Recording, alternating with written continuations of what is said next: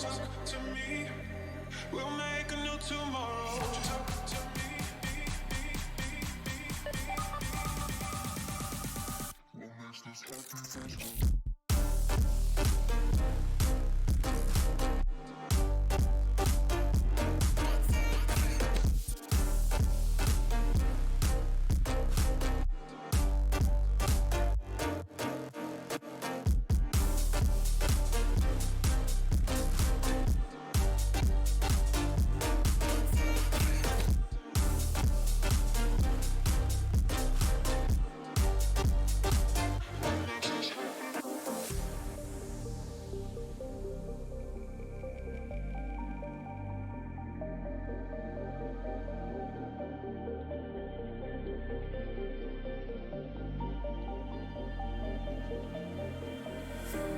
Showing off, don't wanna have to wait tonight. Wait tonight, better off. I'm gonna find my way tonight. Wait tonight, won't you talk to me? I wanna heal your sorrow. Won't you talk to me? We'll make a new tomorrow. Won't you talk to me? What makes this happy face do?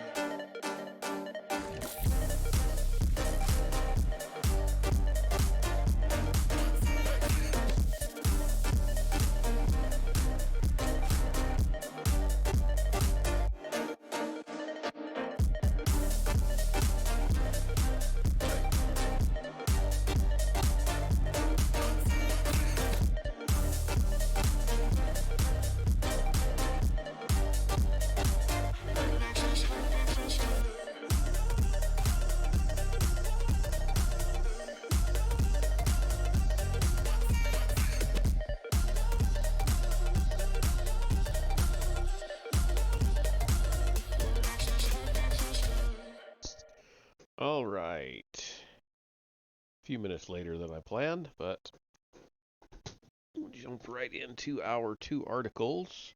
Both of them are on Rosslyn Chapel tonight. So if you're not familiar with Rosslyn Chapel, it's located in Scotland, and it is owned or was built originally anyway by the St. Clairs or Sinclairs. And it was kind of not the center, it was sort of it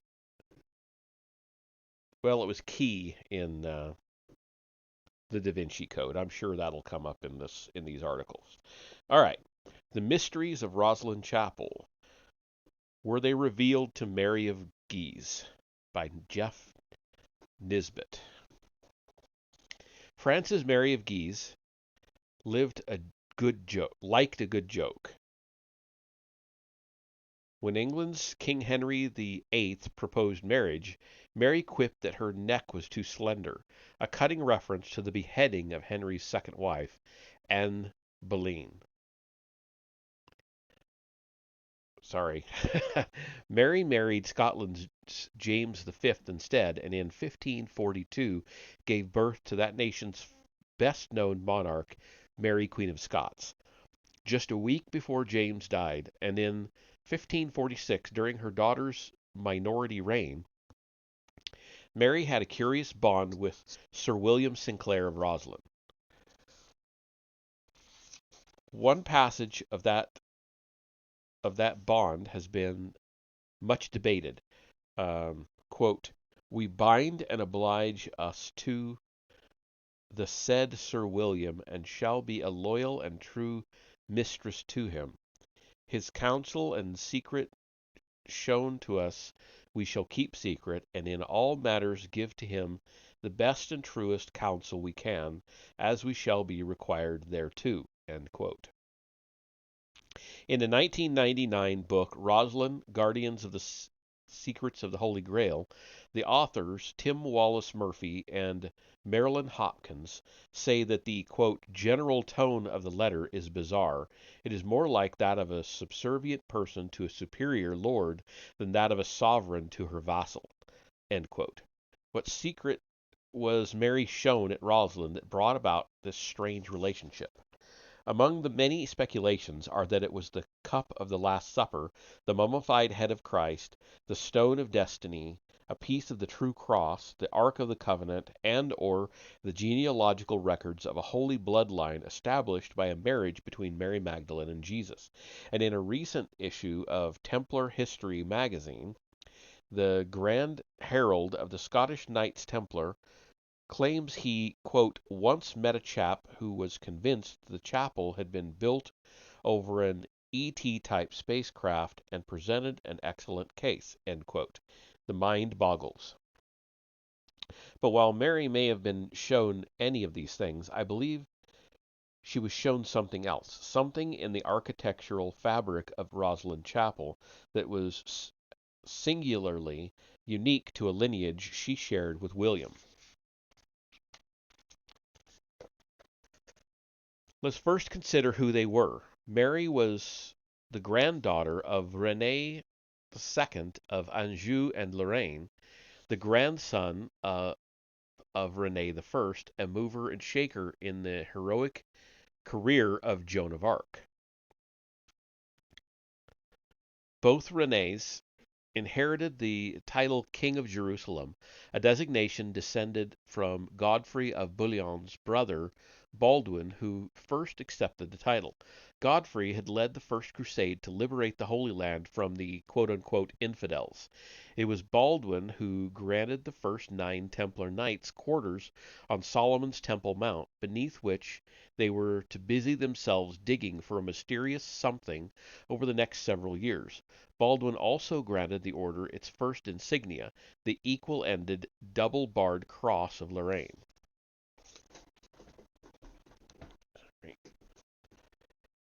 And we have a picture here.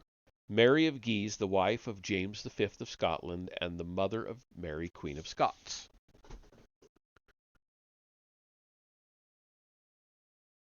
There we are. Okay. Christopher Columbus acknowledged in his journals that René I granted him his first ship's command, and it's thought that Columbus voyaged westward with a cross on his sails. But did that cross have 1 bar or 2? It is perhaps highly significant that René II commissioned the first map that shows the name America, dated 1507.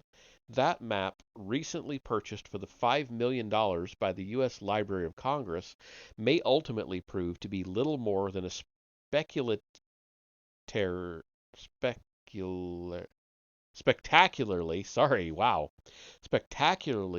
expensive piece of cartographical propaganda.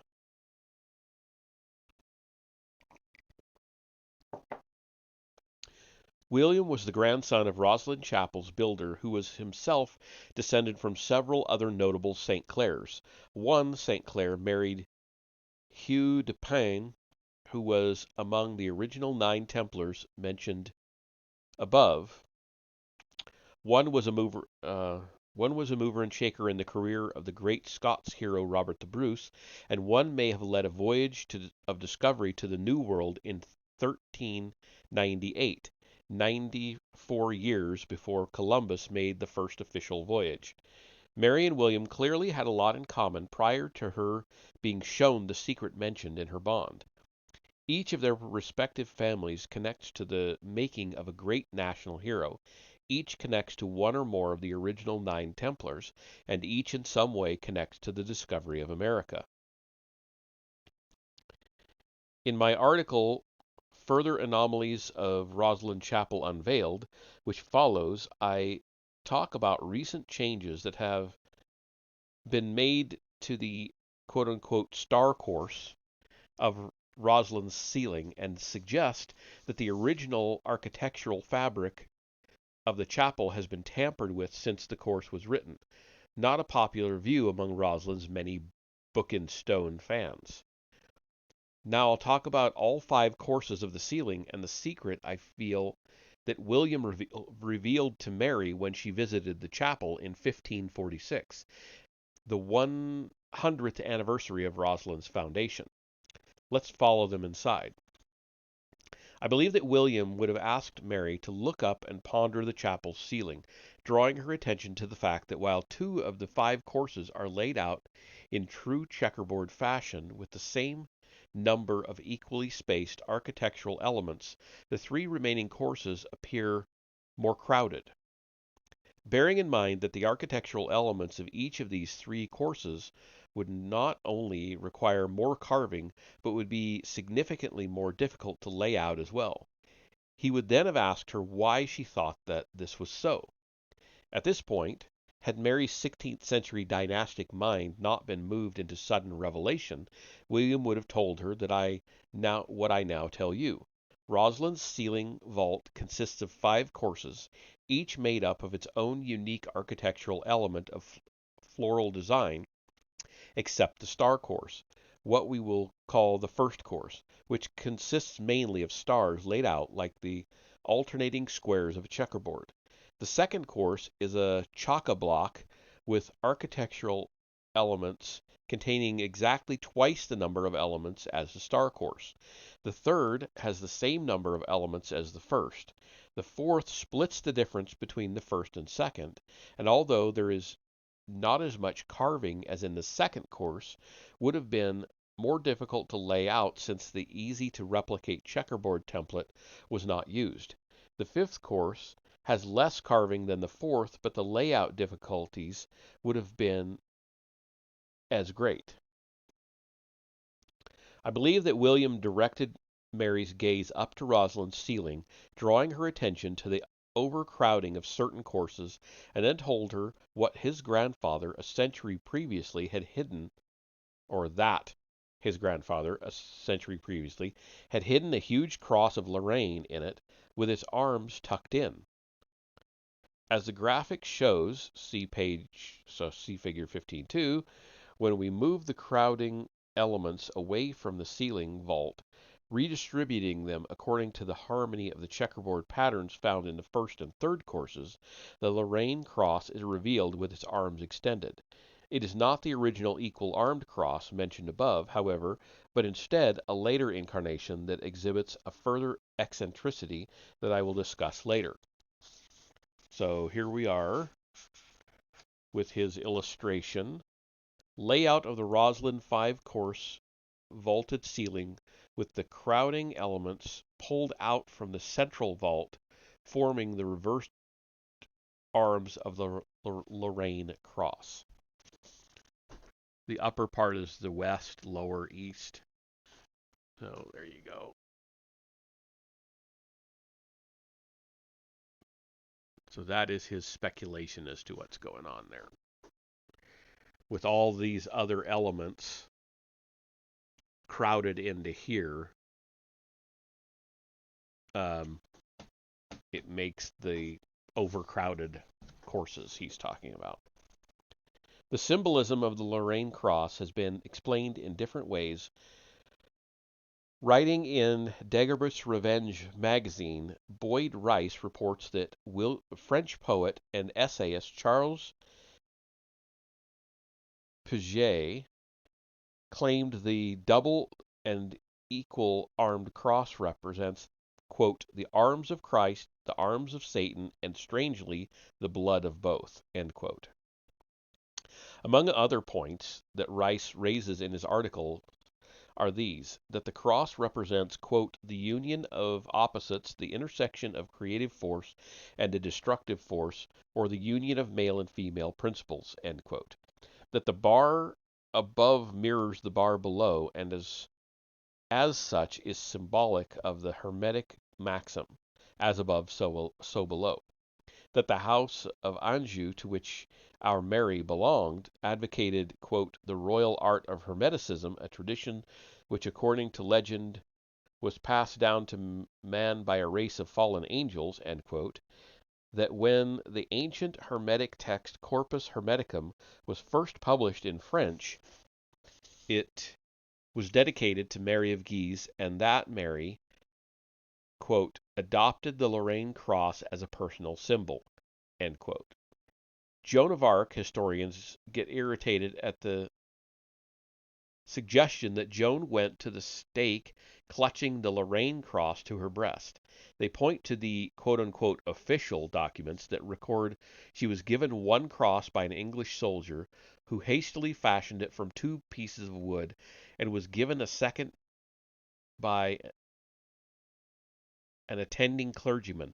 But isn't it possible that the truth of a thing can be secretly hidden in the lie of it? Might not the Lorraine cross be symbolized by the two crosses that the official records say she was given? And since the French Burgundians sold Joan to the English, and the French king whom she had led to the throne ignored her plight, might we not have here a hidden reference to the expression double cross? But back to Rosalind. It is not the equal-armed cross that William may have shown Mary of Guise, but a later style there wherein one crossbar is half the length of the other. At some point, perhaps as a way of bringing an ancient Hermetic symbol into the fold of Christian orthodoxy, the upper crossbar was shortened. This crossbar is occasionally referred to as the INRI bar, INRI, a reference to the inscribed board that Pontius Pilate ordered placed above Christ's head at the crucifixion. The INRI bar, I guess? I don't know. But if we accept that the symbology embedded in the Rosalind cross indicates that the star course should logically be the above part of the cross, and that the extended lower course would be the part below, then we can see that the crossbars of Rosalind's cross have been reversed, with the shorter set below the longer. Why so? In my Rosalind Chapel article, I write that one of the Templars arrested on October 13, 1307, and subsequently interrogated, claimed that during his initiation into the order he was shown the single-barred Christian cross and was told, quote, "Put not thy faith in this, for it is not old enough." End quote. In spite of the global controversy now surrounding the not new theory promoted in Dan Brown's The Da Vinci Code, which speculates that Jesus Christ and Mary Magdalene were married and established a bloodline that has survived down to present day, might not this short statement by an interrogated Templar indicate that this marriage was just another union along the course of a much older bloodline, and that the original 9 Templars had found indisputable proof of it hidden within the Temple Mount? It would, of course, have been foolish to hotfoot this heretical proof to the Vatican, especially when there were yet only 9 poor Templars in the entire world. Better for the keepers of the newfound knowledge to bide their time, consider their options, and develop a viable business plan for the future, which is probably what they did. Over the next 2 centuries, the Knights grew into the richest chivalric order in the world. History tells us that the order was barbarously suppressed in the early 14th century, but many believe its inner circle went underground in Scotland, taking its truth with it. I personally believe that the inner circle may have engineered the order's demise as part of an overall quote-unquote right-sizing operation, not a popular theory among the Templars' sizable fan base. When William Sinclair and Henry of Guise, Henry? Where did I get Henry out of Mary? Mary of Guise. Met at Roslin in the chapel's centenary year, the Church of Rome was in a bit of a tizzy. Catholicism was under siege by a new and troublesome adversary, the Reformation. In one fell swoop, the Christian world was cleft in twain. No longer would Rome be able to raise great armies from its subject nations to crush heresies wherever the papal finger pointed. There was no longer just one big boy on the block. Another had moved in. The mightiest church the world had ever known had been divided and conquered. But the Reformed Church would not be allowed to remain squeaky clean. The life of Mary's grandson, the first officially Freemasonic king of both Scotland and England, would be threatened by a plot hatched by quote-unquote witches on Halloween 1590. The celebrated but trumped-up case of the North Berwick witches kick-started over a century of Scottish witch hunts and proved that your average Presbyterians could be just as vindictive as your average Catholic when it came to fighting Satan's minions. While an equilibrium has been established between the two great Christian powers, neither can yet lay claim to being the saintlier, and each still has that heavy cross of guilt to bear, another perfect double cross, perhaps. Interestingly, the U.S. branch of today's Sovereign Military Order of the Temple of Jerusalem, SMOTJ, uses the same reverse barred configuration as Rosalind's in its official insignia. Its blazer badge, quote, hand stitched in gold bullion, end quote, can be purchased through its website, and part of the purchase price will be donated to a worthy charitable cause in the order's name. In certain heraldic tomes, it is said that the double-barred cross with the shorter bar above the longer is known as the cross patriarchal. What if Rosalind's builder, as his own little joke, reversed the bars in order to hang a cross matriarchal in the chapel's ceiling?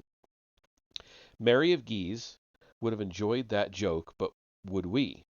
Rosalind's founder certainly used some elegant math when he plotted the chapel ceiling, but it was not an exact fit.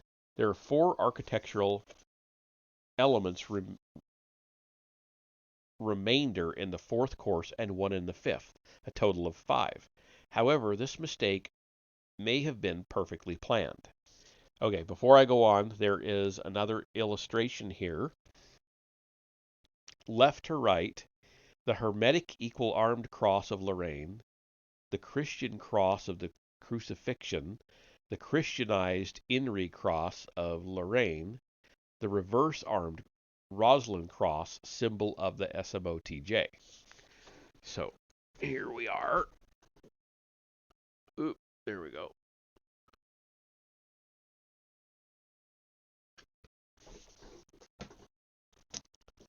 I visited the Grand Lodge of Scotland's museum during my last trip to Edinburgh and was struck by an exhibit dated to the early 19th century. It shows the Masonic compass square and level surrounded by a 5-pointed star. The 5 points are described as, quote, the 5 points of fellowship, end quote. What is truly striking, however, is that the star is upside down. That has always struck me about the Masons. They use an inverted 5-pointed star as a symbol, and they have it on a lot of their buildings and stuff. In Manly P. Hall's 1928 classic, The Secret Teachings of All Ages, which I have and I will be reading on here, Hall has much to say about the 5-pointed star, or pentagram. He claims that the figure is, quote, the time-honored symbol of the magical arts, end quote, and that, quote, by means of the pentagram within his own soul, man not only may master and govern all creatures inferior to himself, but may demand consideration at the hands of those superior to himself, end quote. He further claims that the star with 2 points upward is called the Goat of Mendes because, quote, the inverted star is the same shape as a goat's head, end quote. The goat, as I mentioned in my, quote, Joan of Arc Revealed article later in this book, is a recurring Masonic symbol. Hall's most apocryphal description of the inverted pentagram is the last sentence of his chapter about it.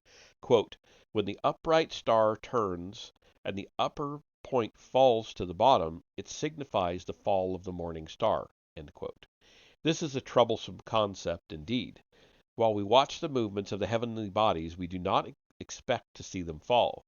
By observing when and where they appear to us, we fix our place among them, and have done so far longer than documented history credits us with doing.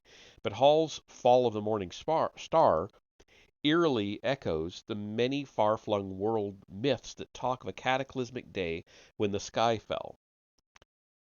If it again becomes an observable phenomena, it will be we, not it, who are in motion. I doubt we'll find it funny. Oh, and that's the end of the article.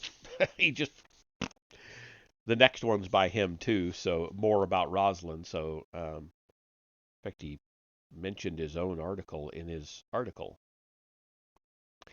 Um, so yeah, we'll jump into it.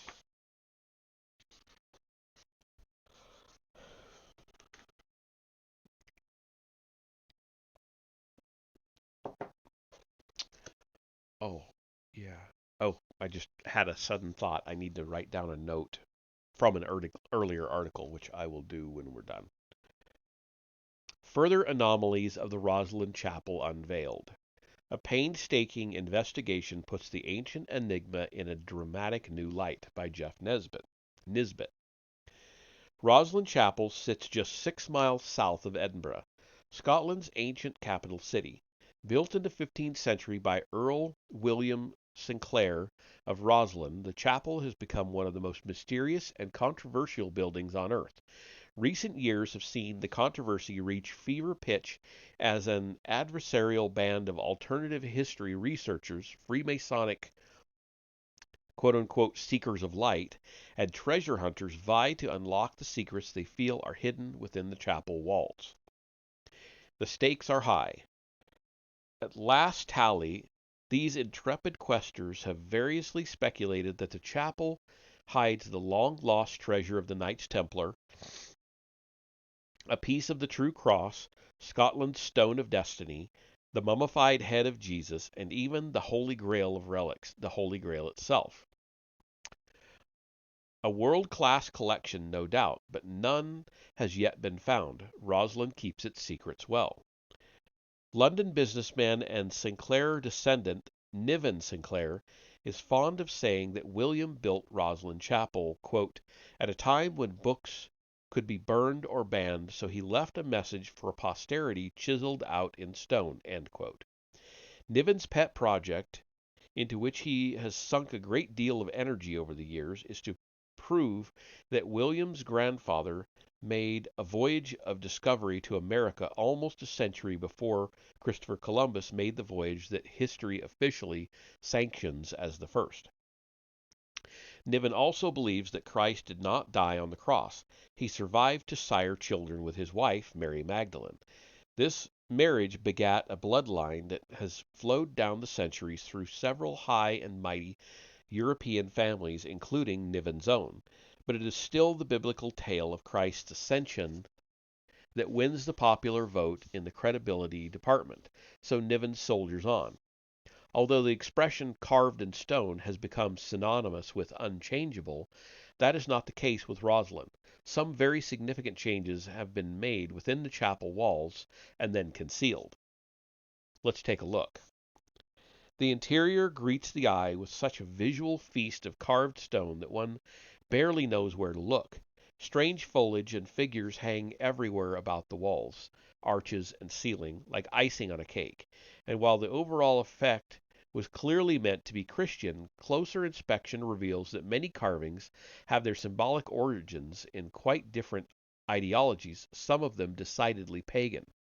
Here and there you'll find the head of a green man, an ancient Celtic vegetation god, peering out from the carved foliage, and on Rosalind's most celebrated structure, the Prentice Pillar, a daisy chain of dragons nibble away at the roots of what's been interpreted as the Nordic tree of life.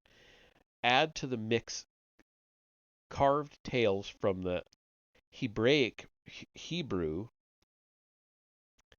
scriptures and legends that resonate with Templar and Freemasonic lore, and you have an architectural recipe for perennial success. And except for a few dicey years during the Reformation, when Protestant zealots took stern issue with what they called idolatry, the chapel has been successful ever since. But while certain details have been added to the chapel over the years, the original language of Earl William's quote unquote book in stone is believed to be unchanged.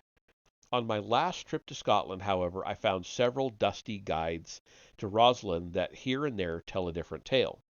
Let's walk to the center of the chapel and look up. Roslyn's great barrel vaulted ceiling is divided into 5 courses. 4 courses have a floral theme, each with its exclusive tile, which repeats in cookie-cutter fashion over its entire course, but the 5th course is different from the others. Instead of flowers, it is full of stars and other things. In one corner of the course is a bearded head with an open hand raised alongside it. Niven Sinclair has described it as the head of Christ, with Christ's hand raised in blessing of Niven's ancestors' pre-Columbian voyage of discovery. But according to an 1877 article that ran in volume 12 of the Proceedings of the Society of Antiquities in Scotland, Mark Kerr describes this feature as simply an open hand, and his observation is corroborated in an 1892 account written by the Reverend John Thompson, Rosalind's chaplain.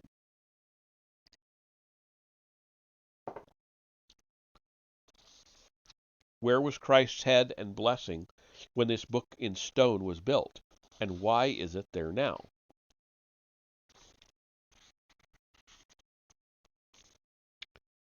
Okay, before we get there, the interior of Rosalind Chapel. Wow, I would like to see that well lit. That would be pretty awesome. Can I get my fingers out of the way of it all? I don't know. Okay, we'll come back and try to get the whole picture. And then I will...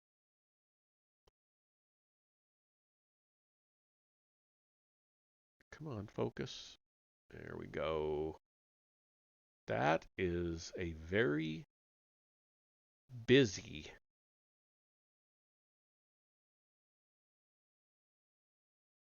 interior. It would take you a long time to look at everything. Okay. 2 rows up from Christ's head is the, quote, sun in splendor, end quote. And 1 row up from the adjacent corner of the star vault is the emerging moon, described in both accounts as a crescent moon and smaller star. Nowadays, the moon appears to be full, complete with surface features that should not have been observable 159 years before Galileo's telescope supposedly allowed him to look 20 times closer than anyone had ever looked before. What's been carved into Rosalind that the founder never intended. Toward the east end of the chapel stand 2 pillars that together form the basis for what has become Rosalind's most enduring legend, the murder of an apprentice stonemason by his master.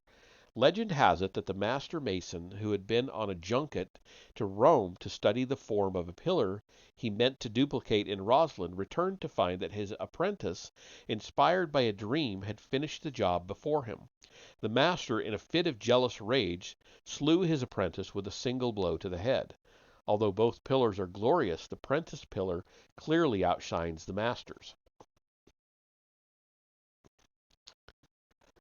Kerr's report, while giving lip service to the apprentice legend, refers to the master's pillar as the Earl's pillar, and in John Slezer's 1693 Theatrum Scotiae, the apprentice pillar is called the Prince's pillar. In 1774 account by Bishop Forbes of Caithness postulates that Slezer was referring to the founder's princely origins as last prince of Scotland's Orkney Islands. Confusing, I know. To add to the confusion, back below the star vault is a carved head much studied by Freemasons. Tradition claims it is the head of a slain apprentice complete with fatal wound, a tale that resonates with the Freemasonic legend of the death of Hiram Abiff, architect of Solomon's Temple, who died in similar fashion.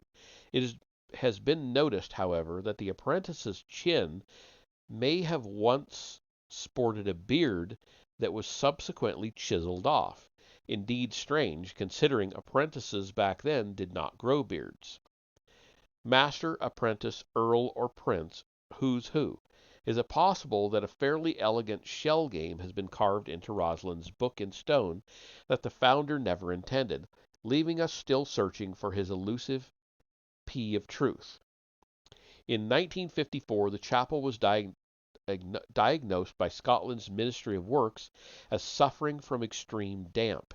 It was decided to coat the chapel's interior with a cementinous slurry meant to keep moisture out. Instead, it made matters worse. But it did more than that.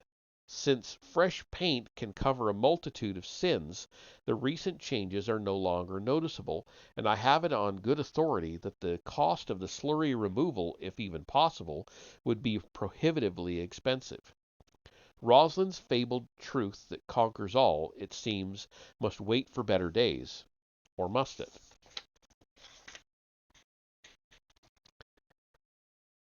Okay, before I go on, there's another picture. Some scholars believe Roslin's chapel to be a replica of Solomon's temple in Jerusalem. I don't know how well you're going to be able to see this, but we'll get in as close as we can. There we go.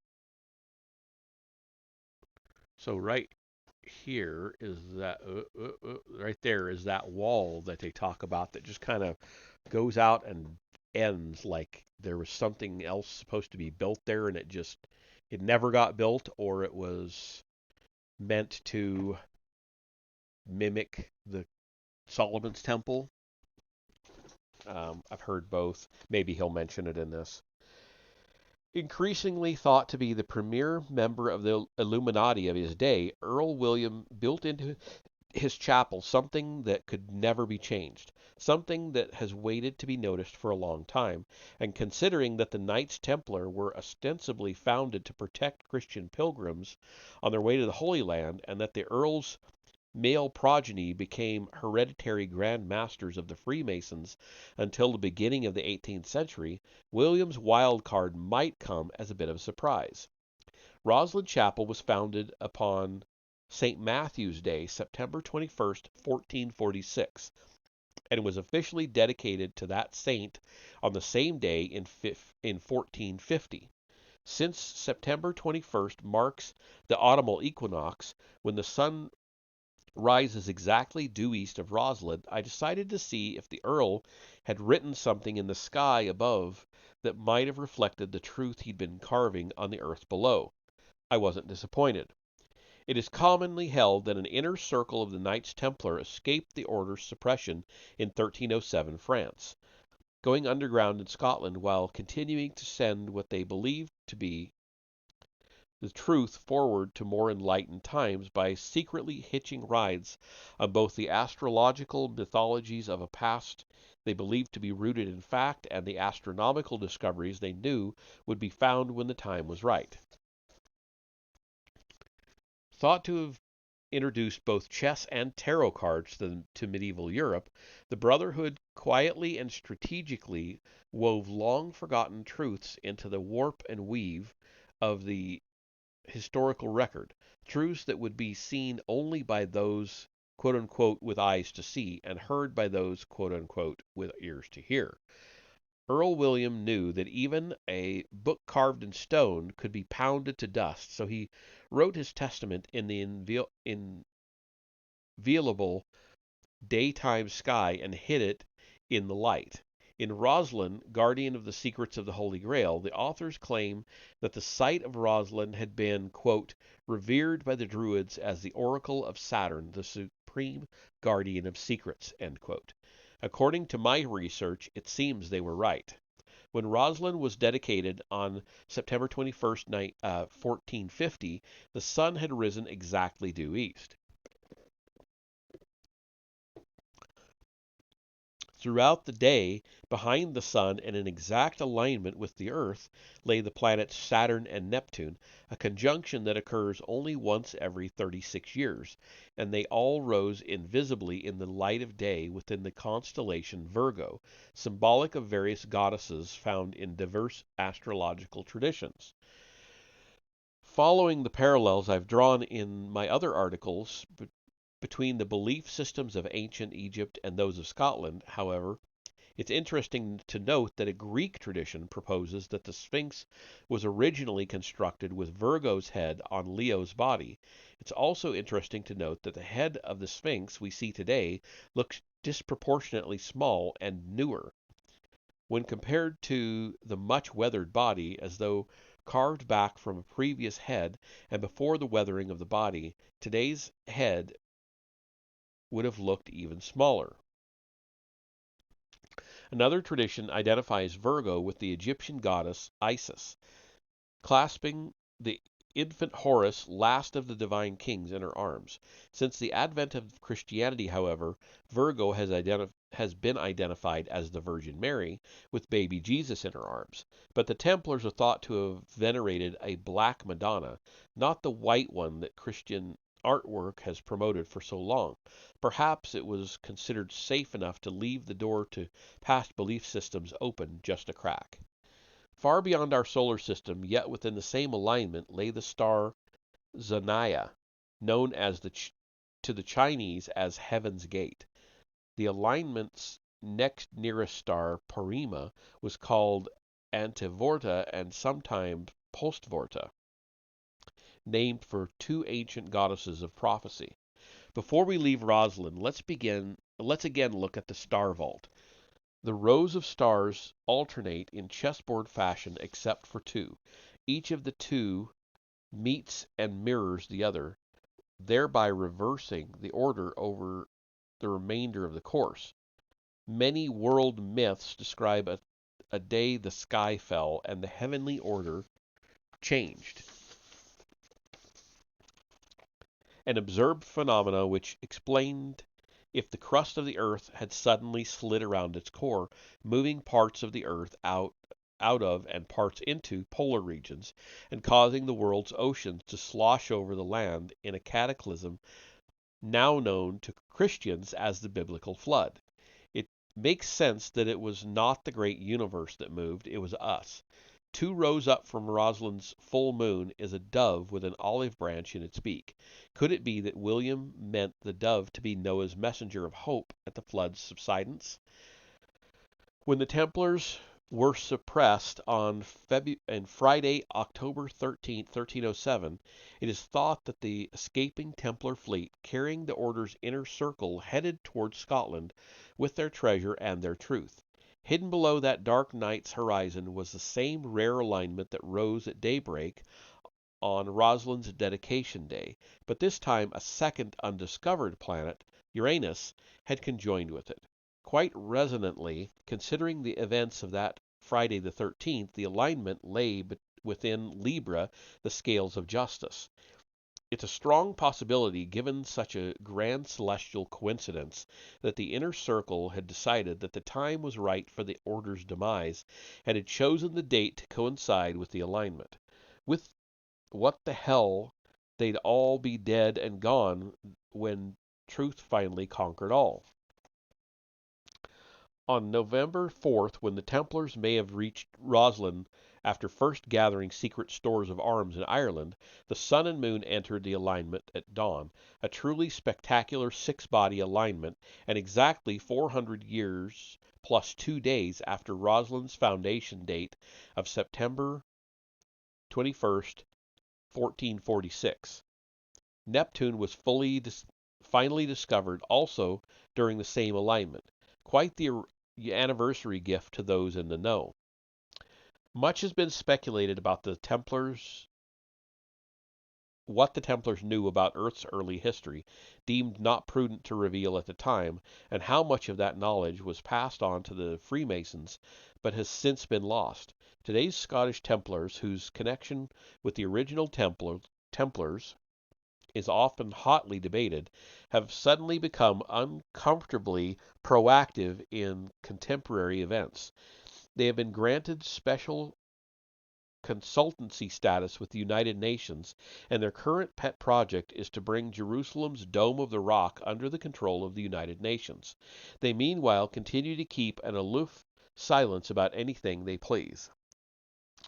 Also avowed to protect Scottish history, they have shown no love for my version of it. I have been told in no uncertain terms that while I'm entitled to my opinions, they're not informed opinions. When I suggested that perhaps informed opinions are opinions one has been informed about and so may have little to do with truth, I got silence in reply.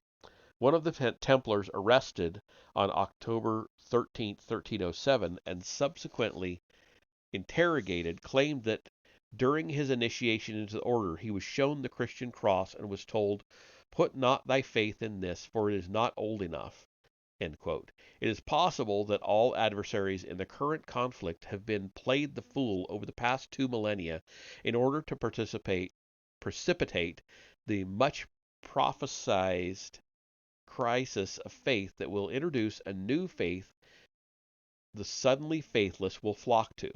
Is it possible that in order to find the things that once made us friends, we must first discover whose bright idea it was to make us enemies and why?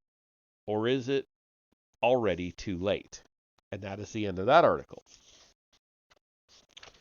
Sorry, my reading was not very smooth tonight, but we got through it. And the next chapter, another one by Jeff Nisbet, um, talking about the Da Vinci Code and is Dan Brown's Roslyn Chapel where he says it is. Okay, not sure what we're talking about there. And then the real secret society behind the Da Vinci Code. So that one should be about. It'll be the Priory of Sion. He also mentions the Rosicrucians. So that should end section 3 of the book, and then that gets us into the power and reach of high-ranking Freemasons. And moving on through that. So, yeah, that'll be interesting. That'll be for Tuesday. We'll pick it up there. So that'll be it for tonight. I'm not going to game, so I'm going to see. Let's see. We've got the Wolf and the Narwhal. He's being listed as science and technology. What's he doing here? Let me see. Oh, protein making. What? Okay. Not. I'm not sure. I guess we'll just call it. Um, Not something I'm all that interested in. So I will just end the session and we will come back tomorrow night, Monday night, with Star Wars. See you then.